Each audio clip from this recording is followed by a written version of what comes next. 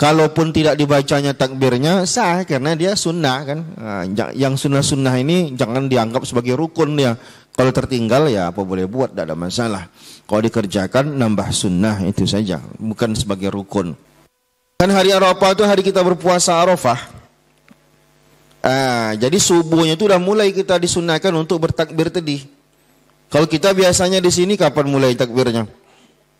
Sama seperti Raya Idul Fitri kita buat kan? Padahal tidak. Hari Raya Idul Adha dia lebih cepat takbir itu. Assalamualaikum warahmatullahi wabarakatuh. Bapak Ibu jamaah dimanapun berada, ada orang baik mewakafkan tanah 2 hektar di Pekanbaru, tepatnya di daerah Palas. Nah, ini tanah 2 hektar ini kita bangunlah di atasnya asrama 3 lantai 32 kamar. Sekarang santri masih lagi di Nurul Azhar 1. Kita berharap supaya asrama ini selesai bulan Juli tahun ajaran baru 2025, bisalah santri pindah kemari. Dengan santri yang baru nanti bisa belajar nyaman. 3 tahun pertama mereka ngapal Quran, tahun keempatnya mereka baca kitab metode manhaji, tahun kelima prakteknya, tahun 6 life skill. Setelah itu mereka akan bisa membaca kitab, hafal Quran, punya kemampuan belajar. Mereka yang akan melanjutkan tongkat dakwah, tongkat estafet dakwah di Nusantara. Kalau kita bukan penghafal Quran, kita ingin dapat pahala mengalir sampai hari kiamat, mari kita support, kirimkan 2-3 sak semen, batu bata, kerikil. Hadiahkan pahalanya untuk almarhumah ibu, almarhum ayah kita dapat. Rezeki kita berkah, anak-anak kita soleh-solihah, keluarga kita sakinah, mawaddah, warahmah, dan pahalanya pun mengalir untuk mereka. Kalau kita tak mampu menyelesaikan bangunan ini semua, jangan putus asa, kita bersama-sama insya Allah kita bisa. Mari kita salurkan donasi melalui Bank Syariah Indonesia. Nomornya 147, 6-nya 7 kali, 6666666. Bank Riau Kepri Syariah 82011, 6-nya 5 kali, 66666, atas nama Yayasan Tabung Wakaf Umat. Jangan lupa kode transfernya 0101 di akhir nominal transfer. Misalnya 100.000 1000001. Konfirmasi transfernya ke WA. WA-nya 0852 8024 6060. Jangan lupa telepon hubungi 0852 6541 6060. Kalau ke Pekanbaru, jumpa Ustaz Somad, datang kemari. Silaturahim, tengok tanah ini. Mudah-mudahan berkah. Ma'akal tafa'afnaita, makanan, duit yang dibelikan ke makanan busuk. Wa malabis tafa'ablaita, dibelikan ke pakaian lapuk. Wa mata soddakta, yang dikirimkan kemari, inilah yang akan kekal abadi. Rumah kita habis dibagi ahli waris. Ini insya Allah kekal abadi sampai hari kiamat. Berkah selalu. Assalamualaikum warahmatullahi wabarakatuh. Bismillahirrahmanirrahim. Assalamualaikum warahmatullahi wabarakatuh. Alhamdulillahi rabbil alamin. Allahumma salli ala sayyidina Muhammadin al-fatihi lima ukhliqa wal khatimi lima sabaqa nasiril haqqi bil haqqi wal hadi ila siratikal mustaqim wa ala alihi haqqa qadrihi wa miqdarihil azim. Rabbi syrah lana sudurana wa yassir lana umurana wa gfir lana zunubana, amin ya rabbal alamin. Kita sekarang pada pembahasan salatul aidaini, salat 2 hari raya, yaitu hari raya Idul Adha dan hari raya Idul Fitri.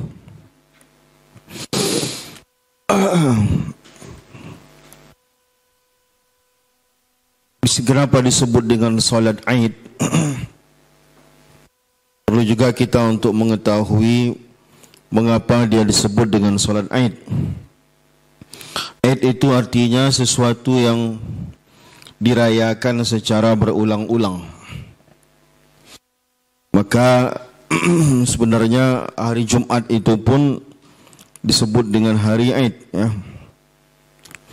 Dan secara khusus memang pembahasan ini adalah 2 salat hari raya Aid itu maksudnya adalah hari raya Idul Adha, hari raya Idul Fitri.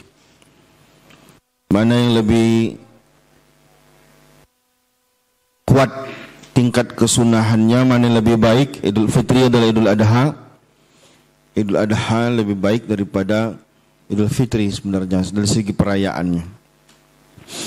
Wa salatul aidaini, dan salat dua hari raya itu sunnatun muakkadatun.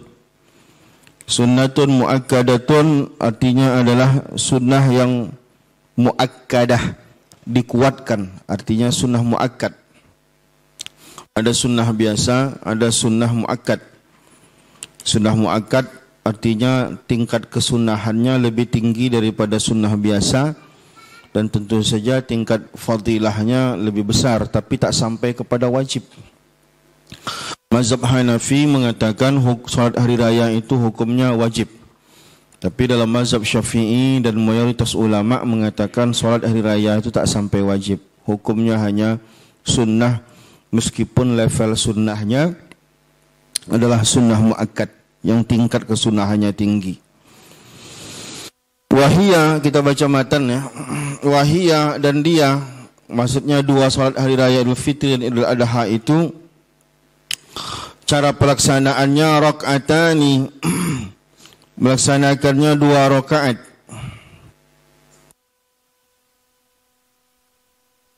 Cara melaksanakannya 2 rakaat karena dia ada khutbah ya. Tapi khutbah pada hari raya Idul Adha itu hukumnya raya itu hukumnya sunnah juga. Artinya berbeda dengan Jumat. Kalau Jumat tanpa khutbah maka Jumatannya tidak sah. Tapi kalau salat hari raya Idul Fitri Idul Adha itu tanpa khutbah sah juga. Sendiri pun sebenarnya di rumah pun itu sah. Tidak wajib berjamaah. Satu-satunya salat wajib dilaksanakan berjamaah, artinya tidak sah kalau dilakukan tanpa berjamaah itu adalah salat Jumat. Selebihnya tidak ada. Salat 5 waktu beri hukum berjamaah itu sunnah. Salat hari raya Idul Fitri Idul Adha dilaksanakan tidak Jumatan, tidak berjamaah pun tidak ada masalah. Nah, tapi kalau salat Jumat dilaksanakan tidak berjamaah maka dia tidak sah. Nah, begitu dia. Jadi rakaatani, mengerjakannya 2 rakaat.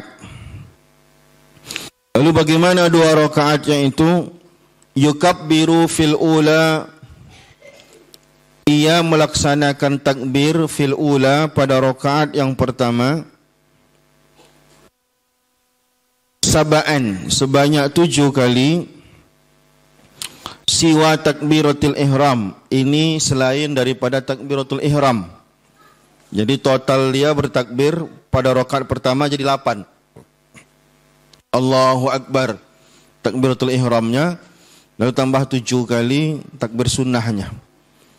Takbiratul ihram itu adalah rukun. Nah, sedangkan takbir ini adalah takbir sunnah. Pada hari raya kita pada rakaat pertama disunnahkan untuk bertakbir sebanyak 7 kali. Kalau dibaca tambah sunnahnya. Tak dibaca sama sekali takbir saja tetap dapat sunnah. Allahu Akbar, Allahu Akbar, Allahu Akbar, Allahu Akbar. Kalau kita baca dapat tambah sunnah lagi. Allahu Akbar subhanallah alhamdulillah wa la ilaha illallah, Allahu Akbar subhanallah, Allahu Akbar subhanallah alhamdulillah wa la ilaha illallah, Allahu Akbar. Kalau tak dibaca sama sekali, Allahu Akbar, Allahu Akbar, Allahu Akbar, Allahu Akbar, Allahu Akbar, Allahu Akbar, Allahu Akbar, Allahu Akbar, dapat pahala. Nah, karena yang disunnahkan itu takbirnya, dan kalau dibacanya lagi subhanallah bertasbih dia tambah sunnah lagi gitu. Nah, jadi 7 kali itu selain daripada takbiratul ihram. Nah,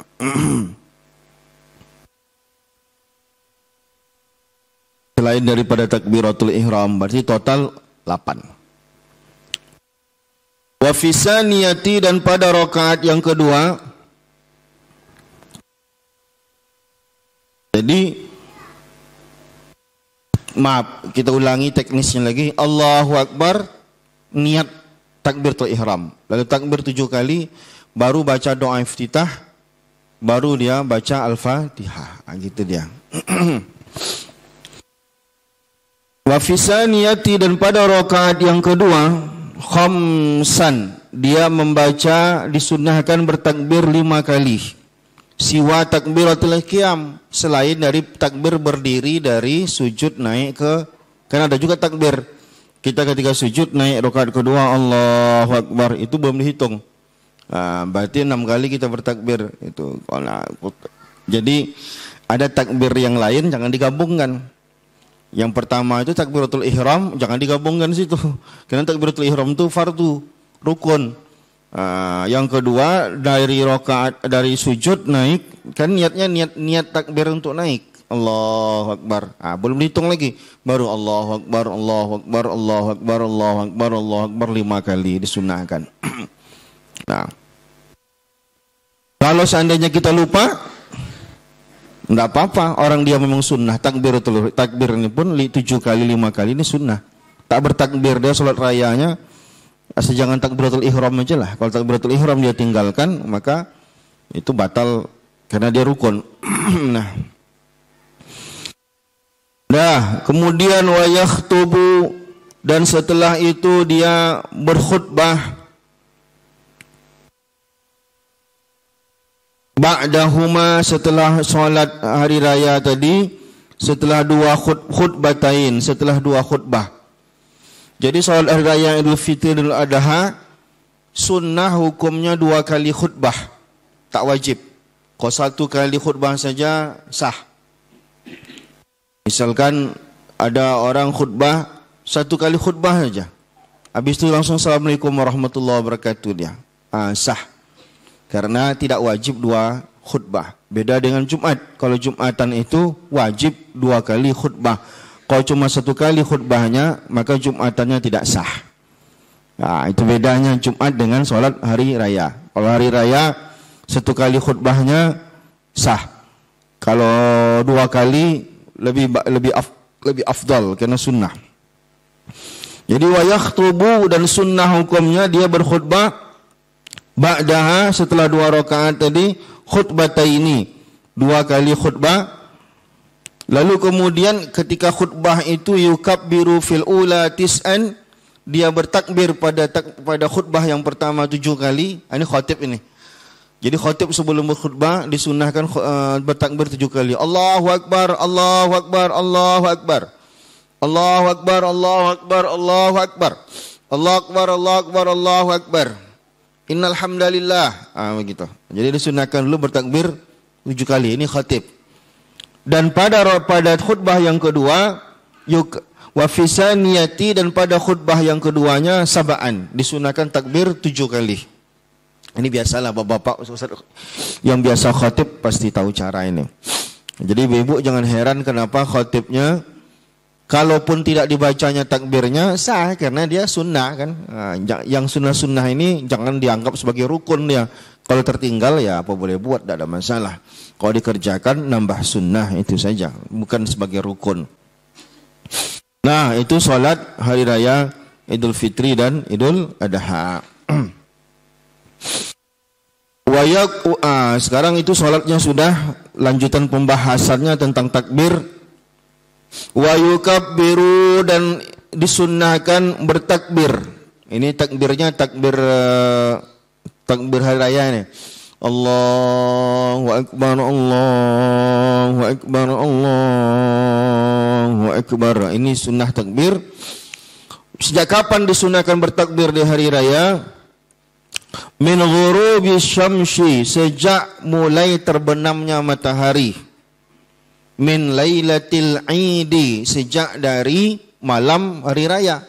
Ini kesalahan kita. Ya, jadi ini khusus hari raya Idul Fitri, bukan hari raya Idul Adha. Jadi kalau hari raya Idul Fitri mulai dari maghrib kemarin kita sudah bertakbir. Di hari terakhir puasa, buka puasa, disunahkan kita bertakbir. Wa fil adha, sedangkan dan pada salat Idul Adha, sampai kapan dia? Ila ayyadkhulal imamu fi shalah, sampai Pak Imam si khatib Pak Imam mulai masuk dalam melaksanakan salat. Kalau sudah mulai salat, tak disunahkan lagi untuk bertakbir. Mulai salat, ini Idul Fitri ya, Idul Fitri. Berarti takbir Allahu Akbar, Allahu Akbar, Allahu Akbar. Kapan mulainya? Malam maghrib, malam terakhir 30 Ramadan itu. Karena maghrib itu sudah berganti hari, sudah masuk Syawal, sampai imam mulai solat. Kalau sudah mulai solat, tak ada takbir lagi. Wa fil adha, tapi sedangkan pada hari raya Idul Adha, khalfas salawatil mafrudat, dia disunnahkan setiap selesai solat fardu. Dari kapan mulainya? Min subhi yaumi arafata. Ini dia yang tak kita lakukan tempat kita. Dari subuh hari Arafah. Kalau kita biasanya maghribnya juga, padahal disunnahkan kalau hari raya Idul Adha takbirnya itu mulai dari subuh. Bukan subuh raya nih, subuh sebelumnya, hari Arafah. Kan hari Arafah itu hari kita berpuasa Arafah. Jadi subuhnya itu udah mulai kita disunnahkan untuk bertakbir tadi. Kalau kita biasanya di sini kapan mulai takbirnya? Sama seperti raya Idul Fitri kita buat kan? Padahal tidak. Hari raya Idul Adha dia lebih cepat takbir itu. Cuma di tempat kita cuma 1-2 yang saya dengar masjid yang berani bertakbir mulai dari subuh. Wah, kemarin itu kita sholat masjid raya pun kita paksa kawan-kawan bertakbir lah mulai dari subuh. Karena sunnahnya bukan dari maghrib. Kalau Idul Adha itu sunnahnya dari ba'da sholat subuh itu.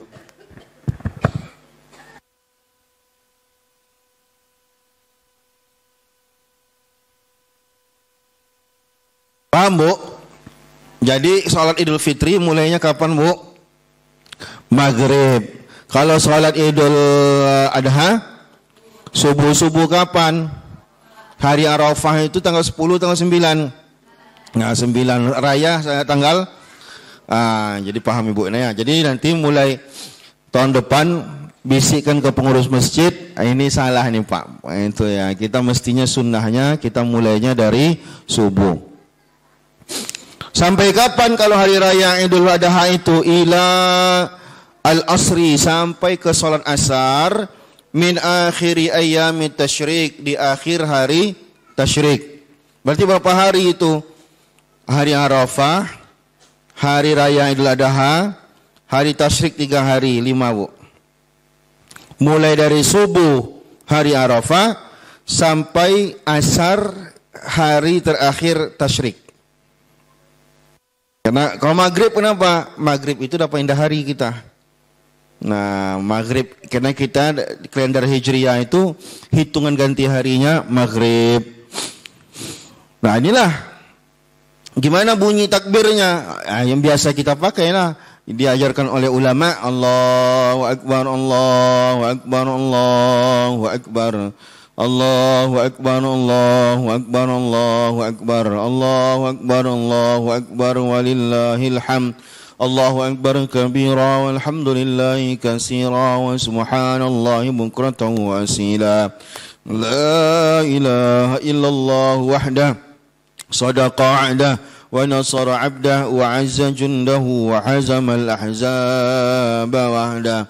La ilaha illallah wa la na'budu illa iyyah mukhlishina lahuddin walau karihal kafirun. Nanti biasanya disunahkan lagi di tempat kita jarang. Kalau orang-orang Arab biasa nambah.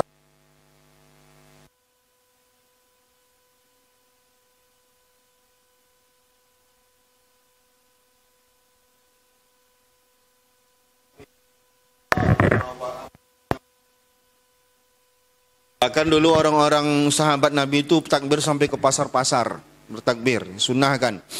Jadi takbir itu disunahkan, takbir keliling itu sunnah hukumnya.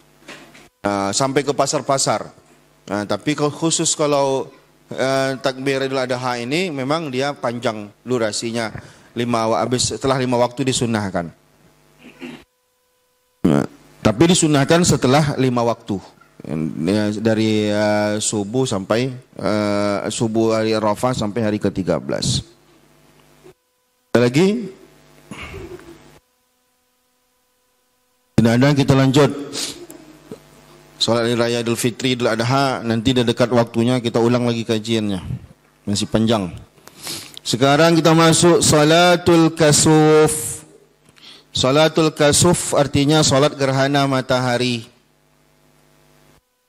Dua langsung pembahasan di sini, salatul kasuf dan juga salatul khasuf. Kafnya diganti dengan khaf. Kalau pakai kaf gerhana matahari, kalau pakai khaf itu gerhana bulan. Saya ulangi, kalau salatul kasuf pakai kaf itu gerhana matahari.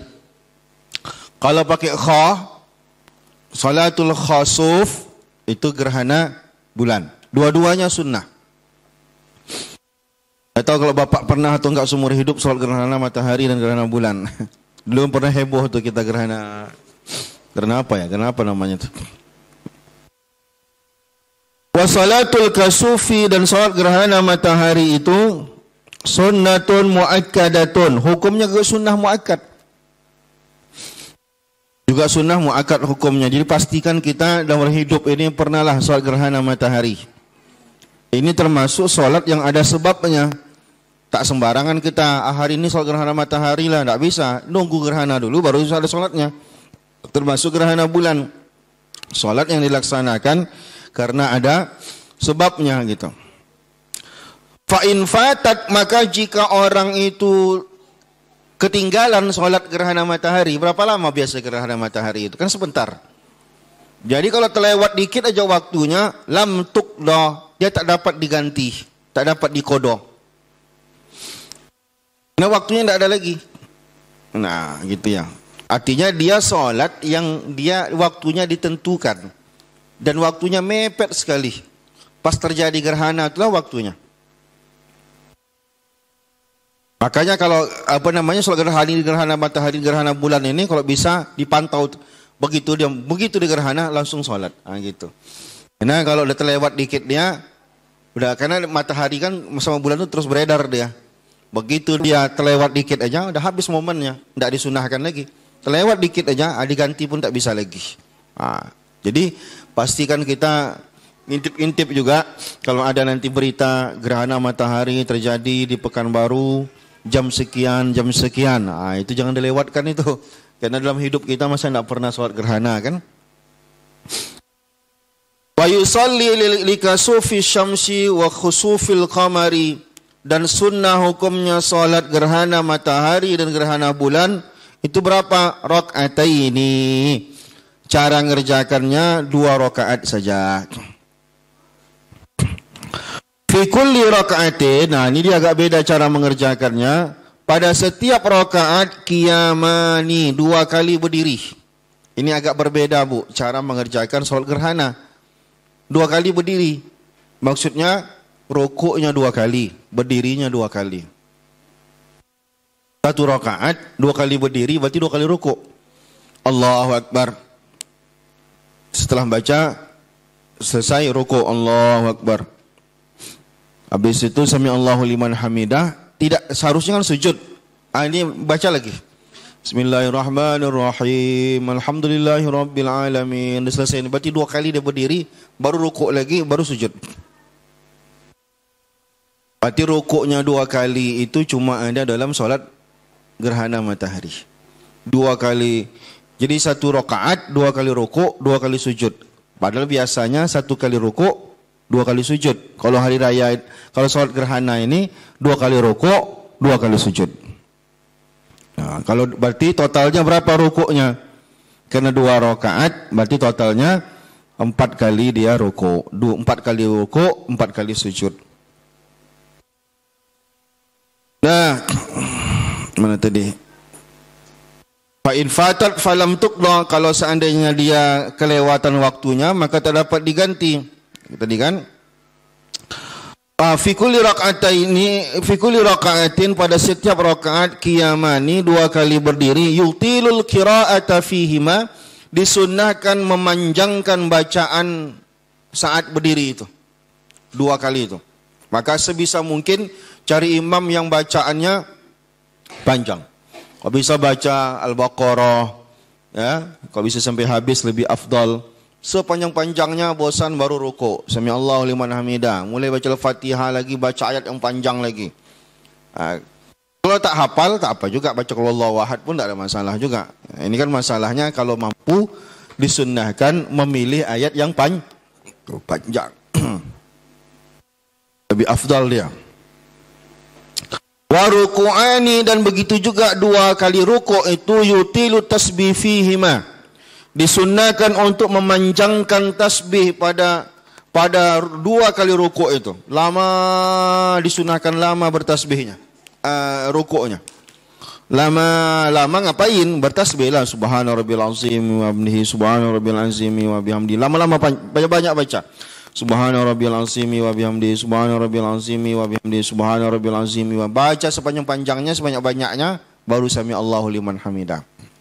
Kalau pendek boleh enggak? Boleh aja, tapi disunnahkan, diharapkan panjang bacaan tasbihnya. Duna sujud, tapi tak disunnahkan lama-lama sujud, itu pula. Rukuknya disunnahkan lama-lama, sujudnya tidak disunnahkan lama-lama.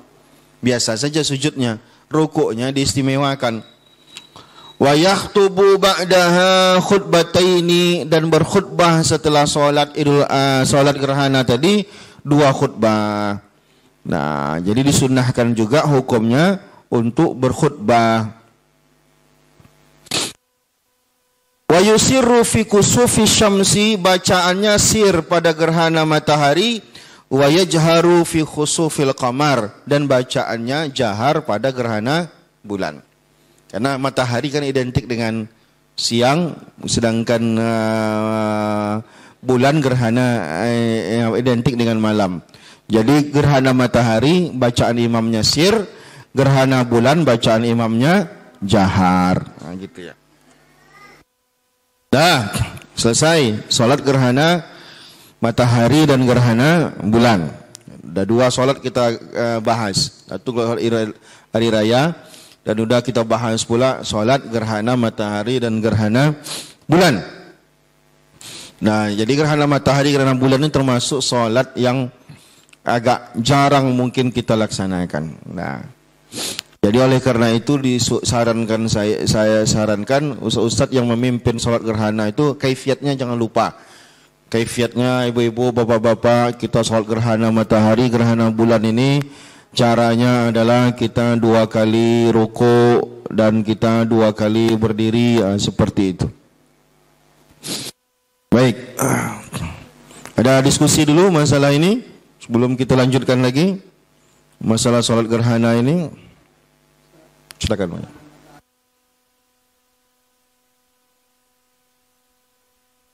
Sama, dia niatnya aja beda. Waktunya berbeda sesuai dengan momennya, gerhana matahari atau gerhana bulan, nanti cara pelaksanaannya sama. Sama-sama panjang segala macam, tak ada bedanya. Di niat aja beda nanti. Sengaja aku sholat gerhana matahari, disunahkan lah ya, disebutkan di ta'yin. Sengaja aku sholat gerhana matahari, sengaja aku sholat gerhana bulan. Nah, kalau caranya tidak ada bedanya, sama semuanya, 2 sama. Maka tadi di judulnya disamakan, gerhana matahari dan gerhana bulan. Sama-sama berdirinya 2 kali, rukuknya 2 kali, sujudnya 2 kali, disunnahkan panjang berdirinya, disunnahkan juga panjang rukuknya. Ada lagi yang diskusi? Ada, itu lanjut. Wa salatul istisqa'i, dan salat istisqa, di sunnah berikutnya adalah salat istisqa. Apa salat istisqa ini? Ya, salat talabus suqya, salat meminta suqya, turun hujan. Kenapa kita salat istisqa? Bisa jadi karena ada kemarau yang berkepanjangan. Orang Pekanbaru dulu sering tuh salat istisqa. Karena kalau udah musim panas biasanya asap dulu, itu tidak ada yang bisa untuk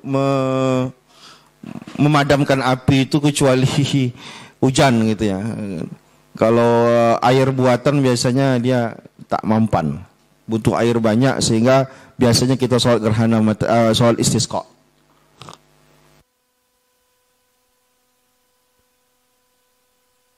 Baik itu orang mukim maupun orang musafir.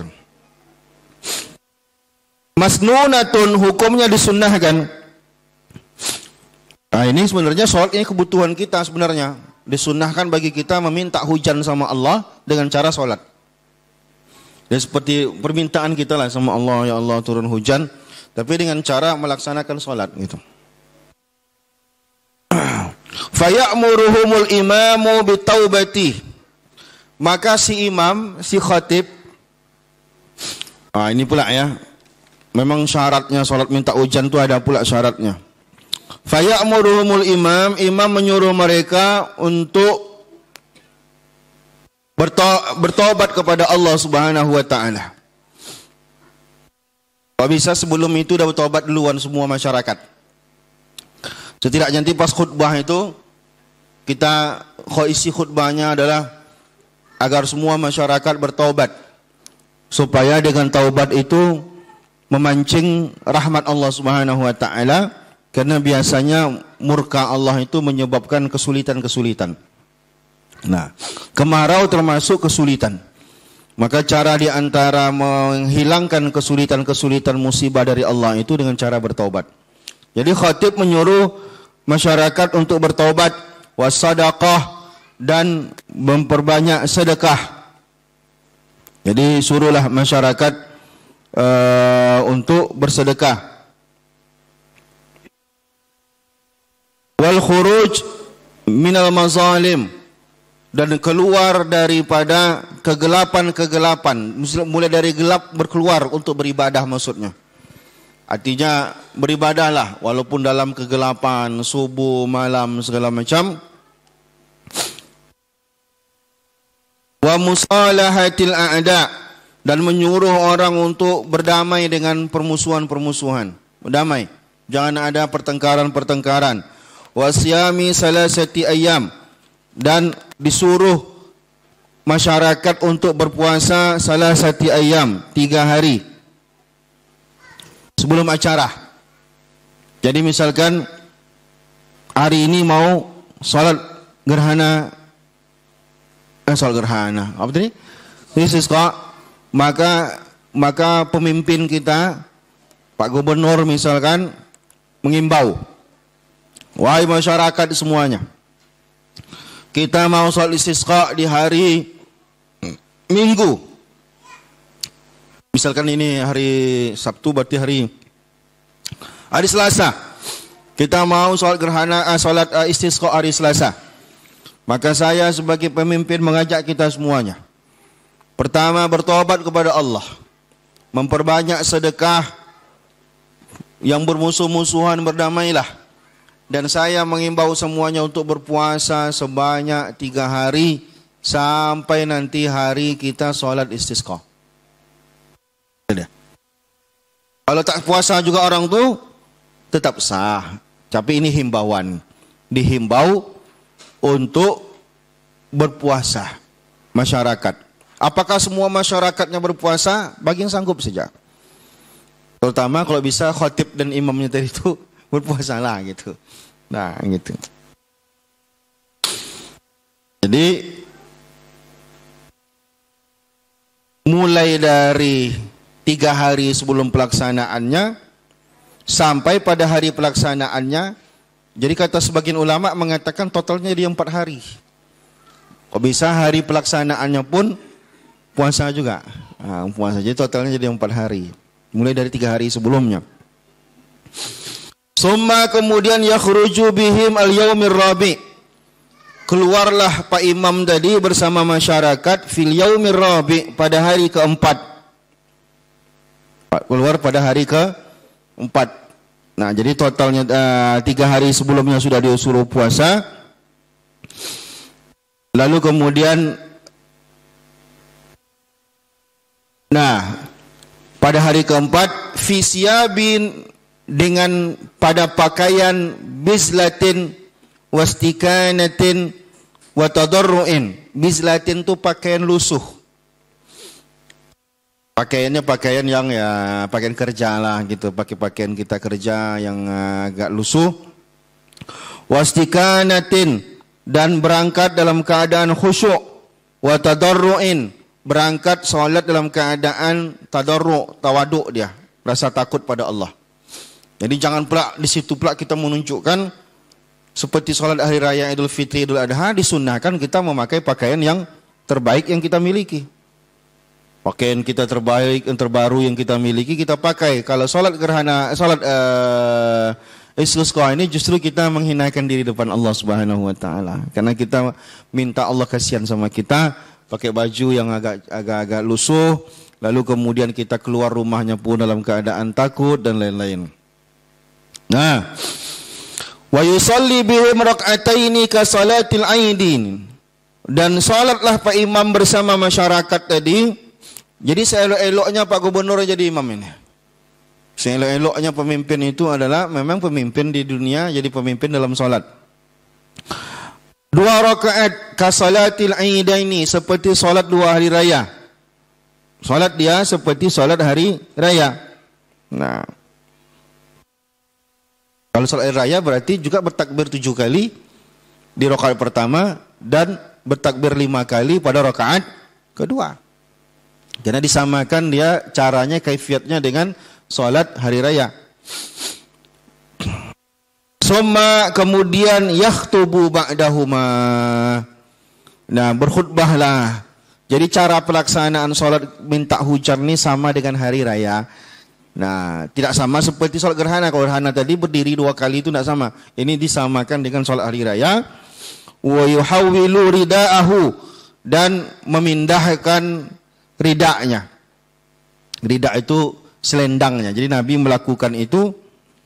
Jadi selendang sebelah kanan tadi dipindahkan, dijulurkan, penjulurannya dipindahkan ke sebelah kiri. Nah, bagian atas ujungnya tadi itu dipindahkan. Wa yuksiru, dan setelah itu memperbanyak doa istighfar dan berdoa dengan doa yang diajarkan Rasulullah. Apa doa Rasulullah ketika salat istisqa? Allahumma ja'alha suqya rahmah wa la taj'alha suqya azab wa la mahkin wa la bala'in wa la hadamin wa la gharaqin. Allahumma ala zirabi wal akami wa manabiti syajari wa butunil audiyati, sampai ujung di situ. Itu sampai kalimat midrara, itu adalah doa yang kita baca setelah kita khutbah, setelah kita sholat. Nah, wa yaghtasilu, dan mandi fil wadi, kalau memang ada di situ danau kosong gara-gara kemarau itu, disunahkan mandi di danau itu iza sala, apabila airnya sudah mengalir. Nah, wa yusabbihu liradi wal barq, dan dia bertasbih ketika terjadi petir, ketika jadi kilat. Itu kan hujan kan, langsung hujan. Kalau hujan dia, maka disunahkan kita mandilah kita di air tadi. Yang sungai-sungai yang tadinya kering mengalir, mandi kita. Lalu kemudian kalau ada petir, ada kilat-kilat yang terjadi gara-gara itu, maka kita pun banyak bertasbih menyebut nama Allah Subhanahu wa taala. Nah, itu salat istisqa. Ada yang ingin diskusi masalah salat istisqa ini? Tidak ada? Silakan.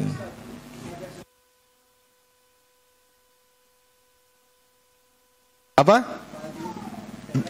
Kebalik kan? Kalau itu tidak tahu saya. Yang saya tahu saya cuma ridak itu tadi aja. Dibalik, dipindahkan di balik ujungnya tadi itu dijadikan ujungnya tadi.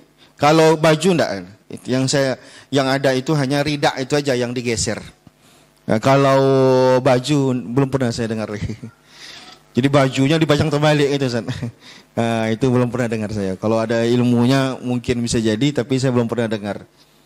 Jadi baju ini ketika sholat istisqa tadi dibuka dibalik gitu. Tampaklah auratnya enggak? Ayo, pas membaliknya tadi. Nah, itu belum pernah dengar saya. Kalau Ustaz pernah dengar itu cari referensinya.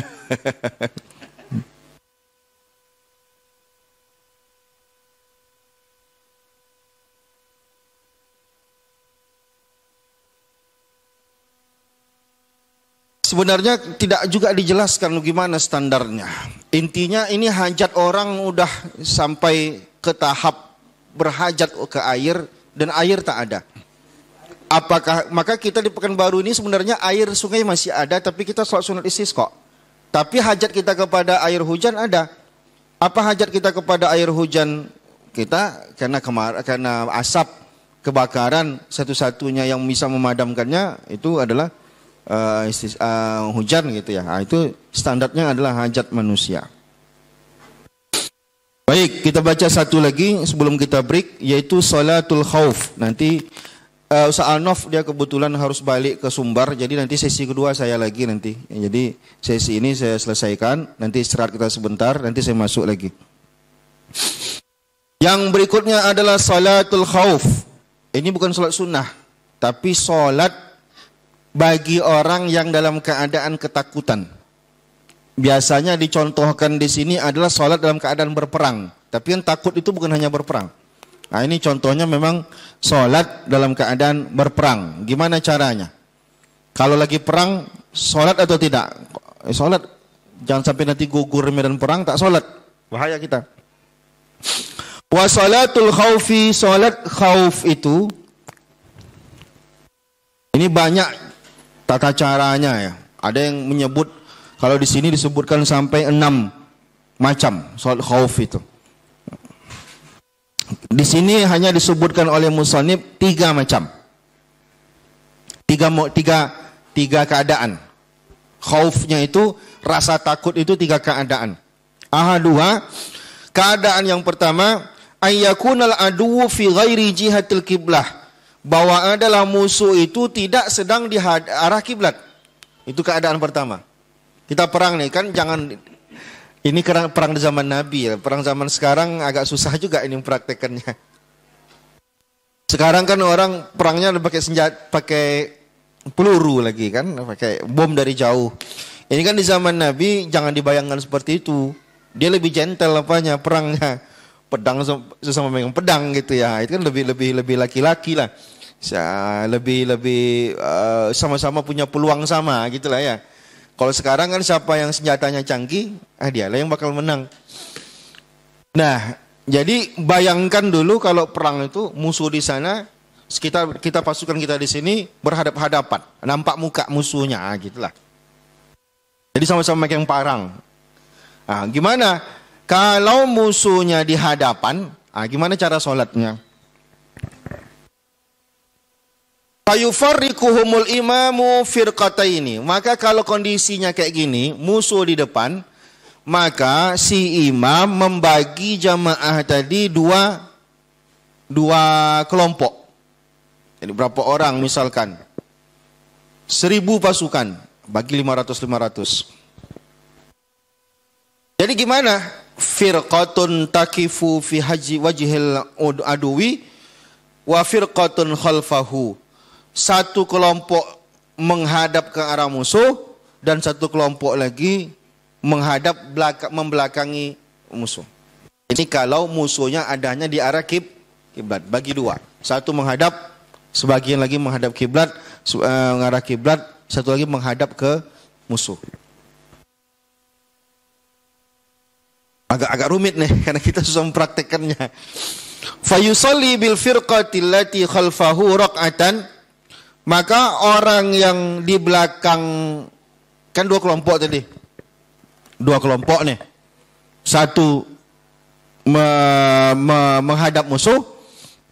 Ini ceritanya kiblatnya sana.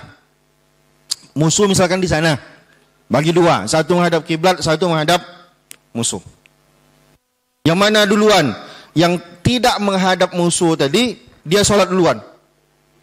Soalnya sama nih. Satu sab.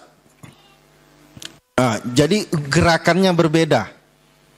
Yang satu bagian standby, yang satu mulai sholat. Sholatlah yang tidak menghadap musuh tadi, 1 rakaat dia sholat, Allahu Akbar, Allahu Akbar, Allahu Akbar, Allahu Akbar, 1 rakaat. Pas berdiri dia, summa tatimmu li nafsiha wa tamdi ila wajhil adu. Kemudian gantian dia pula yang menghadap ke arahmu. Balik dia arah menghadap musuh. Apa maksudnya Pak? Cuma menggambarkannya ya. Kita ini kan dibagi 2 tadi. Misalkan 50-50. Yang 50 suruh menghadap ke musuh. Jangan-jangan nyerang nanti dia. Yang 50 tadi ngadap kiblat salat. Nah, jadi satu saf ini dia dibagi udah beda-beda pandang, satu hadap sana, satu hadap sana. Salatnya sama-sama salat nih. Yang satu itu standby dia, jangan dia rukuk. Yang tidak menghadap musuh tadi mulailah salat duluan. Allahu Akbar, Allahu Akbar, Allahu Akbar. Selesai rakaat pertama dia, lalu dia menghadap ke arah musuh. Hadap musuh. Baru nih kelompok yang tadi itu kan belum salat, belum mulai dia nih. Yang tadi menghadap musuh itu gimana dia?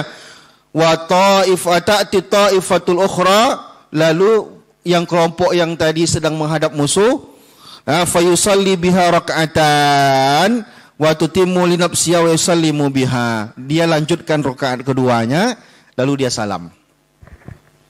Mudah-mudahan Bapak paham lah.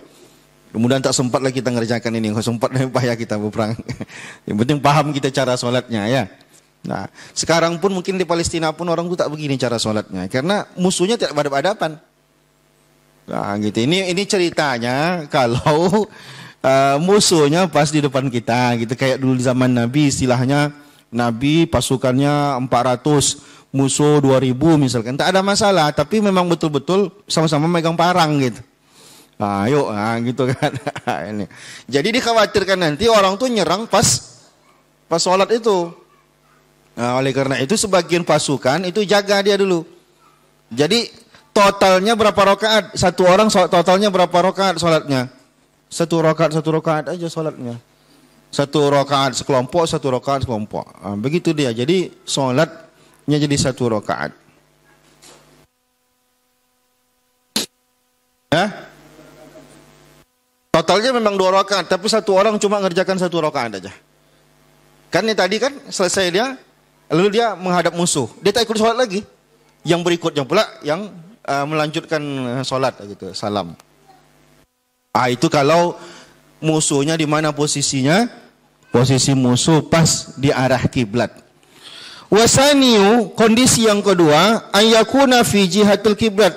Maaf, yang tadi itu arah musuh tidak arah kiblat, maaf. Nah, yang kedua, ayyakuna fi jihatil kiblah, musuhnya arah kiblat. Tadi itu cara salat begitu, kenapa dibagi 2 tadi? Caranya seperti itu karena musuhnya tidak arah kiblat, Pak. Nah, sekarang bagaimana kalau seandainya musuhnya arah kiblat? Sama. Fayasuffuhumul imamu saffaini. Lalu imam pun tetap membagi jamaah ini dalam 2 saf. Tetap dibagi 2. Nah, wa yuhrimu bihim, lalu bertakbir ihram bersama mereka semuanya. Fa iza sajada ma'ahu safaini. Imam mengagak-agak. Jadi salah satu yang saf tadi tetap dia, kalau imamnya sujud, maka makmum di salah satu saf tadi ikut sujud. Satu saf saja ikut sujud. Wa waqafa saful akharu, yang lain tetap berdiri. Jaga, megang parang. Wa yahrusuhum, menjaga mereka. Tetap. Kenapa satu arah? Karena musuh satu pas di kiblat posisinya. Yang tadi itu terpecah dia. Kenapa terpecah? Karena musuh tidak arah kiblat. Fa iza rafa'a sajadu wa lahikuhu, apabila dia bangkit daripada sujudnya, imam berarti bergabung pula dengan saf yang berikutnya. Gantian, tetap gantian dia solatnya, tetap bergantian. Nah, berarti imamnya jadi 2 rakaat solatnya, makmumnya jadi sorokat. Wasalisu, dan kondisi yang 3, ayyakuna fi syiddatil khauf. Ini kondisinya betul-betul mengkhawatirkan, waltihamil harbi, berkecamuk perang, sedang berkecamuk betul. Gimana pula cara solatnya? Sedang kelontang, badu perang, badu pedang. Gimana mau sholat ini? Nah, jadi kalau begitu keadaannya, fayusalli kaifa amkanahu, maka dia sholat cuman aja cara dia bisa, rajilan, mau berjalan dia sholat itu, sholatlah dia. Kan tak mungkin pula orang lagi pedang depan awak, tak mungkin lah berhenti sholat. Cuman caranya lah. Tengok waktu, kalau udah mepet waktu, kalau masih ada waktu biar dulu. Waktu mepet nih, tak bisa. Lagi berkecamuk pun tetap kita sholat. Meskipun dalam keadaan berdiri, dalam keadaan berjalan. Baik mau naikkan kendaraan, misalkan dia pasukan berkuda misalkan, tetap di atas kudanya itu dia sholat. Cuma caranya lah, mustaqbilal kiblah wa ghaira mustaqbilin laha. Baik bisa menghadap kiblat maupun tak bisa menghadap kiblat. Enggak usah pikirkan itu. Yang penting sholat aja deh. Allahu Akbar, bismillahirrahmanirrahim, alhamdulillahirabbil alamin. Kompang rahmanirrahim, begitulah keadaannya. Karena berkecamuk. Kecuali masih waktunya masih bisa disetting gitu ya. Sebentar ya kami sembahyang dulu gitu misalkan. Nah, tapi kan kalau udah lawannya orang kafir, nah bisa. Justru carinya waktu di mana kita lengah kan gitu. Nah ini sholat khauf. Ini sholat yang mungkin seumur hidup tidak akan pernah kita jalankan. Tapi ilmunya setidaknya kita tahu. Nah kita break dulu. Nanti jam 10 pas kita lanjut lagi. Nanti pembahasannya sholat udah selesai. Kita nanti pembahasannya sudah masuk ke pembahasan berpakaian, hukum hakam tentang berkaitan dengan emas, pakai cincin emas dan lain-lain. Kita sudahi, kita sambung pada pukul 10 lagi. Ada tema nih Ski? Ada. Subhanakallahumma bihamdika asyhadu an la ilaha illa anta astaghfiruka wa atubu ilaik. Assalamualaikum warahmatullahi wabarakatuh.